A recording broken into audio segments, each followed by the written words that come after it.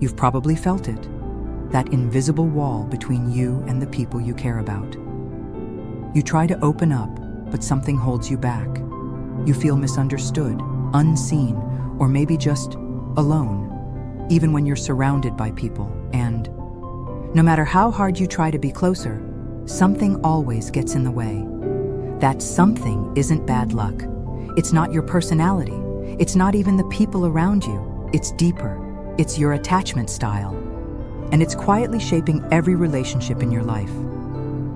Most people think attachment styles are only about romantic relationships, but that's not the whole story. Attachment isn't just how you love, it's how you connect. It's how you relate to your parents, your friends, your coworkers, even yourself. It forms in childhood, stays with you into adulthood, and shows up in ways you don't even realize.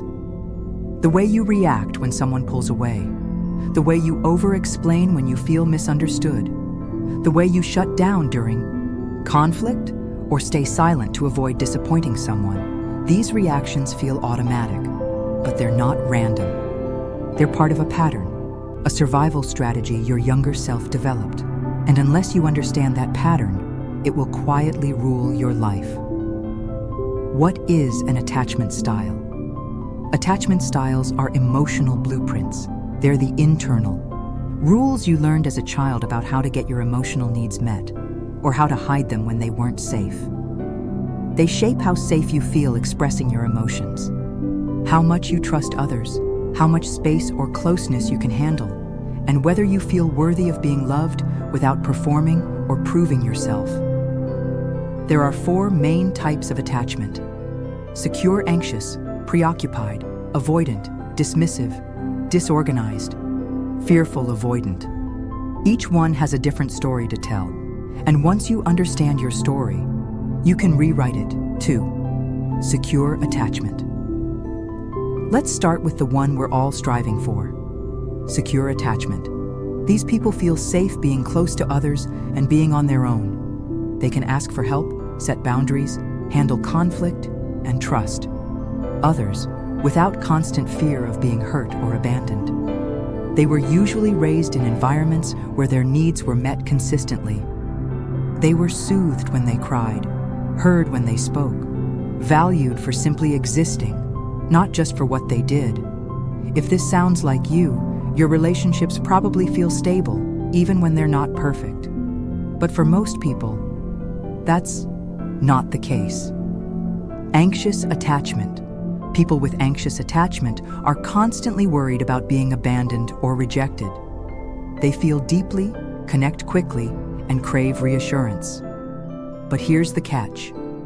No amount of reassurance ever feels like enough. They overthink every interaction. They might text 3 times and panic when there's no reply.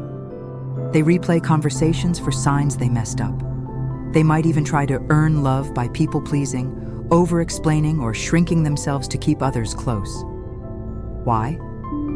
Because as kids, love felt inconsistent. Sometimes their caregivers were present, sometimes distant.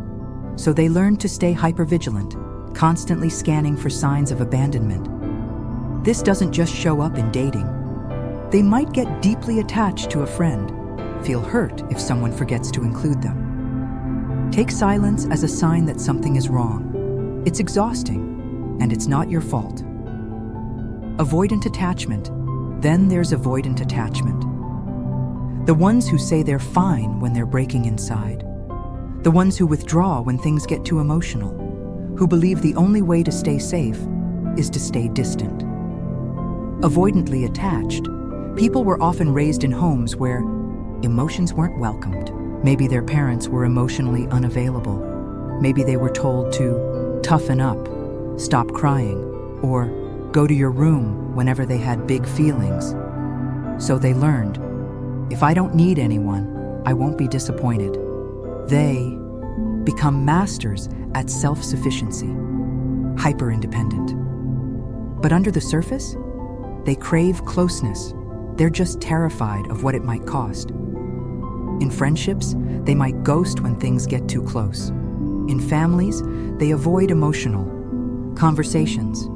In work settings, they keep things strictly professional. Connection feels like a risk, and letting people in feels dangerous. 5. Disorganized attachment.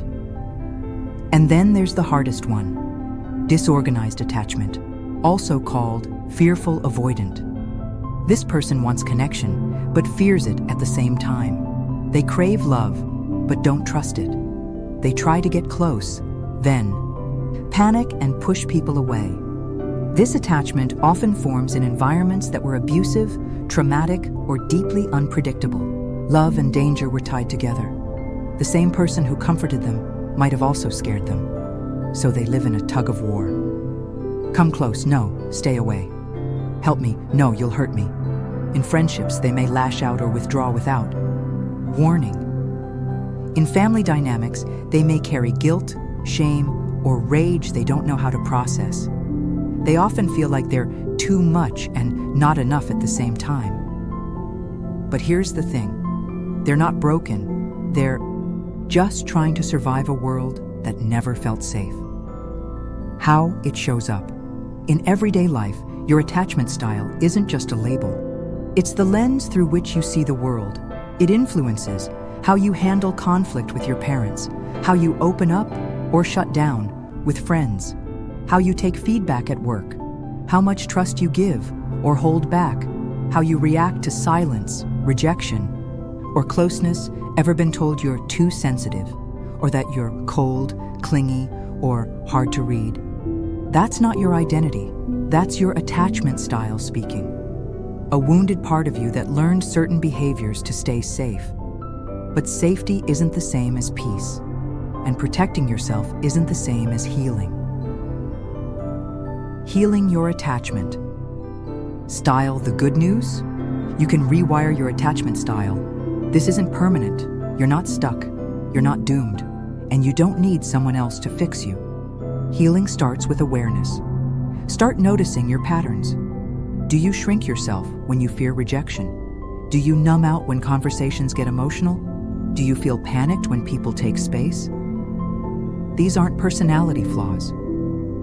They're defense mechanisms, and once you can see the pattern, you can begin to choose something new. Try journaling about your reactions instead of judging them, practicing honest communication, even when it's uncomfortable, setting boundaries. Without guilt, surrounding yourself with people who make safety feel normal, not earned.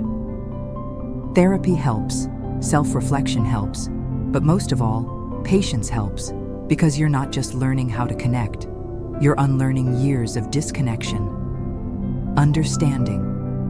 Your attachment style doesn't just help your relationships, it helps you feel more whole, more grounded, more seen by the one person you've been disconnected from the most, yourself. You don't have to perform for connection. You don't have to run from intimacy. And you don't have to keep repeating the same patterns over and over, wondering why things never feel quite right. You're not too much. You're not too distant. You're not broken. You were just wired for survival. But now, you're ready to be wired for connection. Because once you understand your attachment style, you stop asking, what's wrong with me? And you start asking, how can I show up differently, on purpose? And that's where real change begins.